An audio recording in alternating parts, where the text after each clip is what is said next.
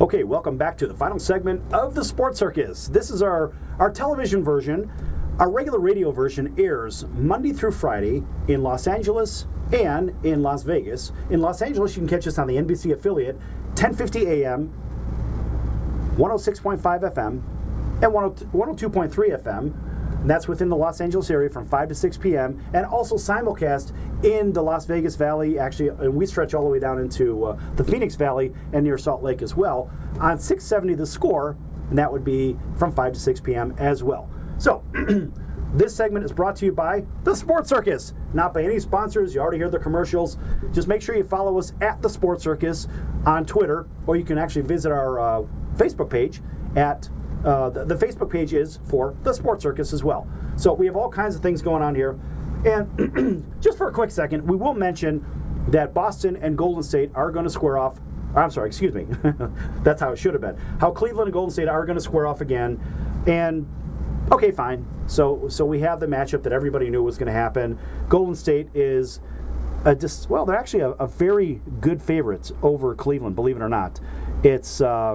They're 5-13, which basically means you put up $13 to win $5.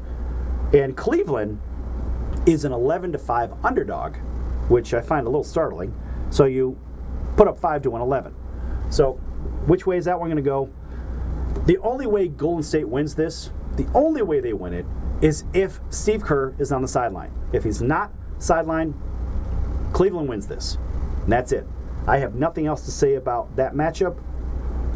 I'm really not going to watch it. We already know what's going to happen, basically, who's on the sideline. I just can't see it. So, my concern meter is on 0. That's the end of that. So, let's shift over to Major League Baseball. We're right in the prime of Major League Baseball. A lot of teams are starting to look around at trades, who's going to, basically who's the pretenders and who are the contenders. So we have power rankings, we have trades that are on the table. I actually proposed a really good idea. Oh, I didn't propose it, but other people have thought of the same thing as me, because you never know. I mean, I'm sure somebody else thought the idea too. I would like to see a rebuilding Chicago White Sox team deal off the number one target in free agency right now, or actually the number one trade bait for pitching right now, which is Quintana. So they could deal off Jose Quintana to the Chicago Cubs straight across for Kyle Schwarber. Every team wants a Kyle Schwarber. Every team. He's just a catalyst on the team. You never know what he brings to the table. He's a catcher, kinda. He's an outfielder, kind of. More of a liability in the field. He's really a guy without a team in Chicago, or without a position in Chicago on the north side. So if he switches and goes to the south side, he could be the designated hitter. And the Cubs really are hemorrhaging from their pitching staff, and they really need somebody to step in there and shore up the pitching staff. I think the matchup makes perfect sense, or the pair-off makes perfect sense, and those teams should make the trade.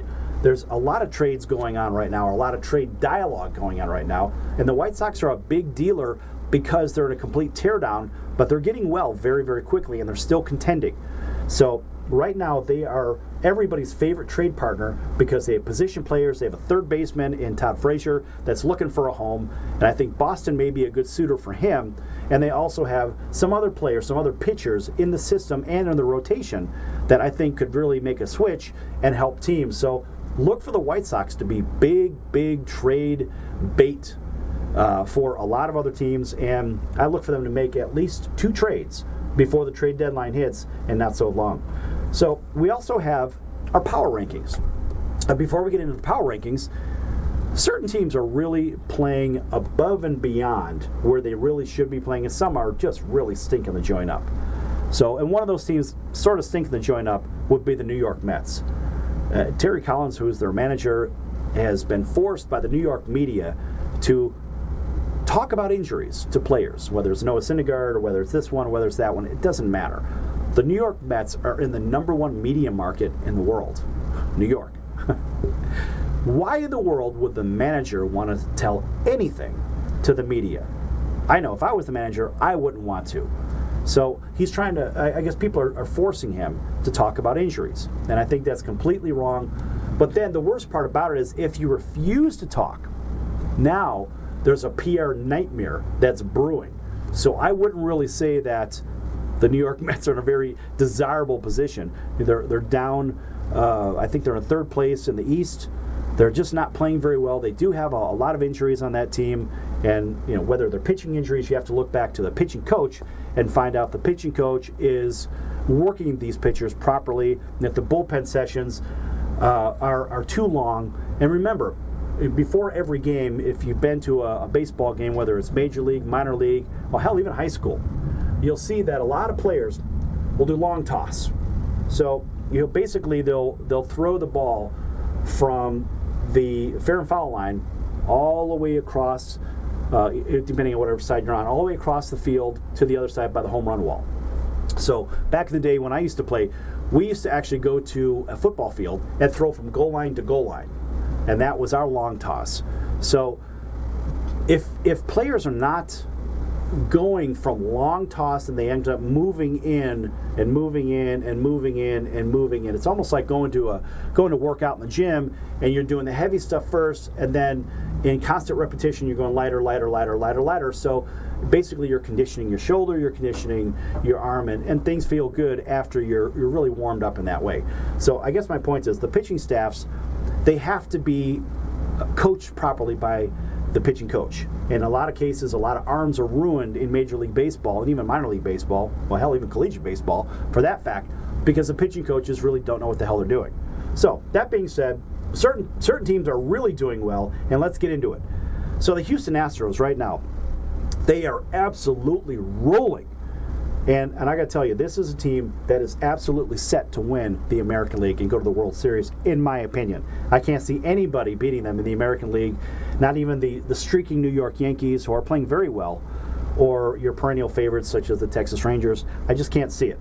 Now, in the National League, I think the Washington Nationals are a very, very tough team to play against for a lot of reasons. They have speed in the outfield, speed on the bases, really good pitching. And this is a team that can beat you with the stick.